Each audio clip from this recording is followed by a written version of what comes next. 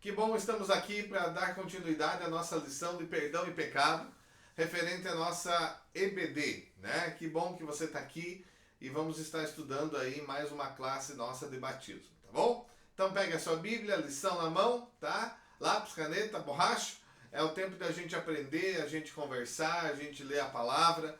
É tempo de a gente mergulhar no estudo da palavra de Deus, tá bom? Então vamos lá hoje, segunda parte aí, perdão e pecado. Pergunta de número 11. Mesmo tendo sido perdoados na hora da nossa conversão, podemos afirmar que cessamos automaticamente de pecar? O que diz o texto bíblico? 1 João 1, 8 e 10. Se dissermos que não temos pecado nenhum, a nós mesmos nos enganamos e a verdade não está em nós. Verso 10, se dissermos que não temos cometido pecado, fazemos-nos mentirosos e a sua palavra não está em nós. Então, qual a resposta aí? Podemos dizer que automaticamente nós não pecamos mais?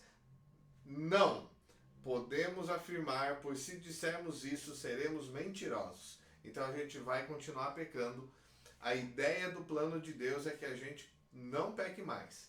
Mas a gente continua pecando e nós temos que nos arrepender, deixar o pecado, pedir perdão a Deus para que a gente possa não ficar com o peso do pecado, tá? Então, podemos afirmar que cessamos automaticamente de pecar? Não, a gente continua pecando, mesmo que esse não é o plano de Deus. O plano de Deus é que nós parássemos totalmente de pecar e tivéssemos uma vida santa diante de Deus. Tá bom? Vamos lá? Pergunta 12. Quando cedemos às tentações e pecamos, voltamos ao estado de separados de Deus?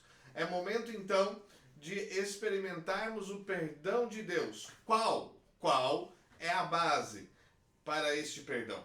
Mateus 26, 28 diz assim: porque isto é o meu sangue, o sangue da nova aliança, derramado em favor de muitos, para a remissão de pecados. Então vamos lá. Qual a base para o perdão? O perdão é através do sangue de Jesus. Vamos ao outro texto? Efésios 1,7, no qual temos a redenção pelo seu sangue, a remissão de pecados segundo a riqueza da sua graça. Então vamos lá. Qual é a base aí para o perdão dos nossos pecados? Nós somos perdoados através do sangue de Jesus. Interessante você ver que vários textos vão confirmar as respostas, porque nós temos que ter a certeza daquilo que Jesus já fez por nós na cruz, tá bom? 1 João 1,7, se porém andamos na luz como Ele está na luz, mantemos comunhão uns com os outros, e o sangue de Jesus, de seu Filho, nos purifica de todo pecado. Resposta aí, qual é a base? Então, somos purificados através do sangue de Jesus, tá bom? Pergunta 13, para quem devemos confessar os nossos pecados? Salmo 32, 5, confessai-te o meu pecado e a minha iniquidade não mais ocultei. Disse, confessai ao Senhor as minhas transgressões e tu perdoaste a iniquidade do meu pecado. Então vamos lá. Para quem devemos confessar os nossos pecados?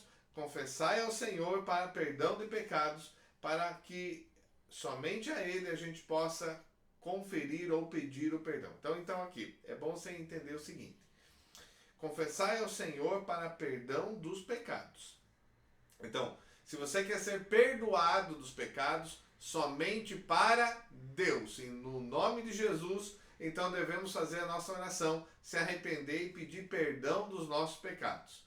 Agora, tem muitos pecados, tem muitas situações que causam o quê? Feridas, dores. Então o próximo texto vai falar justamente isso. Para perdão de pecados, nós devemos confessar os nossos pecados a Deus. Mas quando é em relação à cura, dentro de nós, o que nós podemos fazer que diz a palavra? A Bíblia diz assim em Tiago 5,16: confessai, pois, os vossos pecados uns aos outros e orai uns pelos outros para serem curados. Muito pode, por eficácia, a súplica do justo. Então veja bem, para você ser perdoado é pedir perdão a Deus. Para você ser curado, aquela situação que gerou problemas dentro de você, você deve fazer a quem? A Bíblia orienta que a gente possa confessar uns aos outros. O que é confessar nesse caso? Conte uns aos outros, se abra, entregue aquilo que está preso dentro de você, para que Deus possa curar, mas para que você possa se libertar disso orientado então por alguém que possa te ajudar com isso, tá bom? Perdão de pecados, peça a Deus. Confissão, mágoa, doenças, aquilo que está causando aquela situação, você então confesse uns aos outros para ser curado, tá bom? Vamos lá, pergunta número 14. Como deve estar nosso coração para que a confissão realmente seja verdadeira? Como que o meu coração, como que o teu coração deve estar para que realmente essa situação, essa confissão possa ser verdadeira? Oséias 14:2, tende convosco palavras de arrependimento e convertei-vos ao Senhor, disse-lhe, perdoa toda iniquidade, aceita o que é bom e em vez de novilhos os sacrifícios dos nossos lábios. Então vamos lá, como que precisamos estar com o nosso coração? Arrependido, né? Ali diz o texto lá, tende convosco palavras de arrependimento. Então, você vai ver que essa pergunta 14, ela vai se repetir as respostas, talvez até de forma diferente, mas para você entender o quê? Que uma coisa nós precisamos ter. Se você verdadeiramente quer uma mudança de vida, você quer curar o seu coração, para deixar o pecado, você precisa ter uma iniciativa. Qual é essa iniciativa? Arrependimento. Mateus 3:8, produzir, pois, frutos dignos do quê? Arrependimento. Resposta aí, coloca aí do ladinho, arrependimento. Próximo texto da palavra, Mateus 9:13.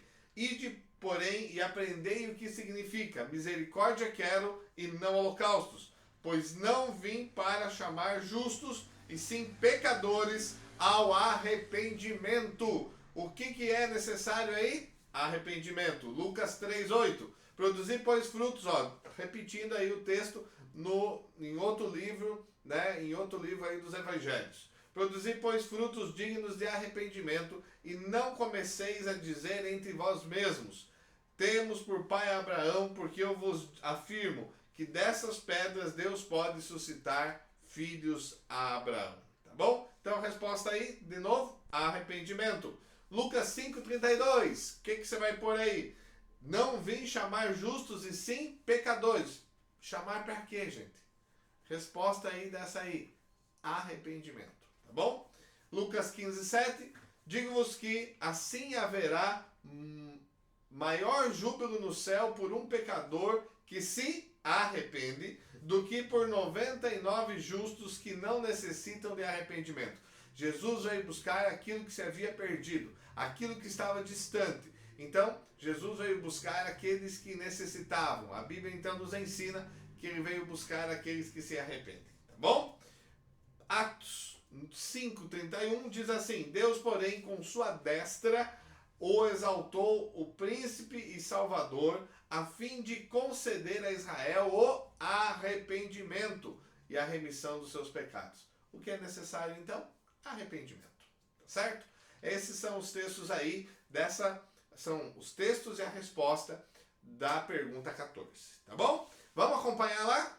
Tá como? Você tá anotando, apagando, você está corrigindo, você está lendo os textos. Eu espero que você esteja conferindo aquilo que você já fez. Porque Deus quer falar ao teu coração quando você abre a palavra e você vai estudar então aquilo que as Escrituras dizem. Tá bom? Pergunta 15. Após confessar os pecados, o que mais é necessário para alcançar a misericórdia de Deus? Depois que você já confessou, o que você precisa fazer? Será que tem mais alguma coisa? Vamos ler o texto lá. Provérbios 28:13. O que encobre as suas transgressões jamais irá prosperar, mas o que as confessa e deixa alcançará o quê? Misericórdia. O que precisamos fazer depois do arrependimento? Não fazer mais. O que é não fazer mais? Abandonar o pecado. Tá bom? Deixa o pecado sozinho. Toca a vida e se arrependa e abandone todo o pecado. Tá bom? Pergunta 16. Existem consequências de não confessarmos os nossos pecados? Será que existe? Vamos lá. Provérbios 28:13. De novo, a gente leu na pergunta anterior e se repete aqui. O que encobre as suas transgressões jamais prosperará, mas o que as confessa e deixa alcançará misericórdia. Então existe uma consequência quando nós não confessamos nossos pecados? Claro que existe. Qual que está nesse texto? Nós não iremos prosperar. Próximo texto, 1 João 1,8. Se dissermos que não temos pecado nenhum, a nós mesmos nos enganamos, e a verdade não está em nós. Então, qual que é a resposta aí? Nos enganamos. Qual que é a consequência do pecado? Nós nos enganamos a nós mesmos. Então, quando você diz que não tem pecado, você está se enganando, porque a Bíblia afirma que todos pecaram e que, se você não confessar, tem uma consequência. Você fazer de conta que você não está pecando ou que você está vivendo uma nova vida, mas realmente você não deixou ainda o pecado. Tá bom? Vamos lá? Pergunta número 17.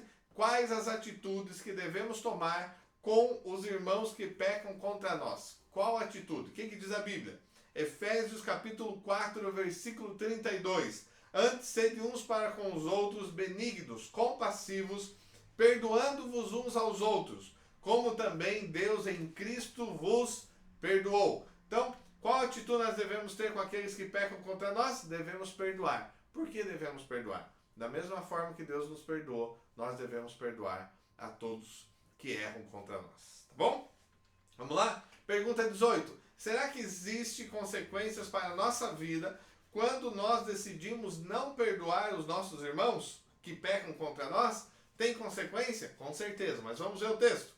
Mateus 6,15 diz assim: Se porém não perdoardes aos homens as suas ofensas, tampouco vosso Pai Celestial vos perdoará as vossas. Então qual que é a resposta? Se você não perdoa, Deus não perdoará as suas ofensas. Veja bem, como é importante você perdoar. Porque da mesma forma que você perdoa, você é perdoado. Tá bom? Glória a Deus. Vamos lá? Pergunta 19. É muito importante para o cristão resistir ao pecado. Tá?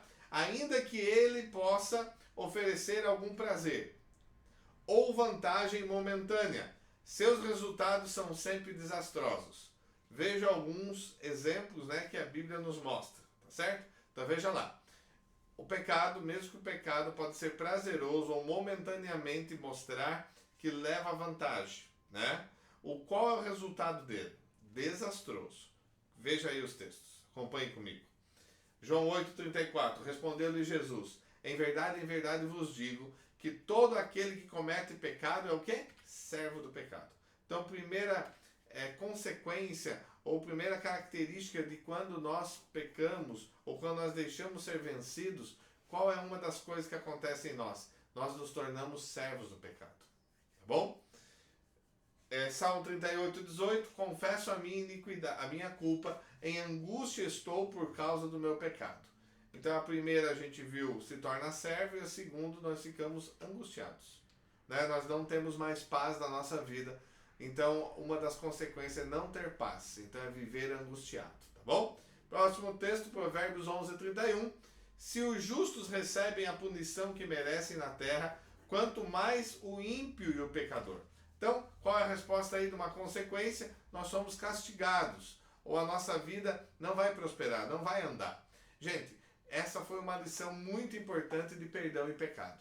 Nós tínhamos feito já a parte 1, agora nós estamos fazendo a parte 2. Que você possa corrigir e que você possa deixar o Espírito Santo falar ao teu coração. Saiba que você já foi perdoado e que quando você é perdoado, você deve abandonar o pecado.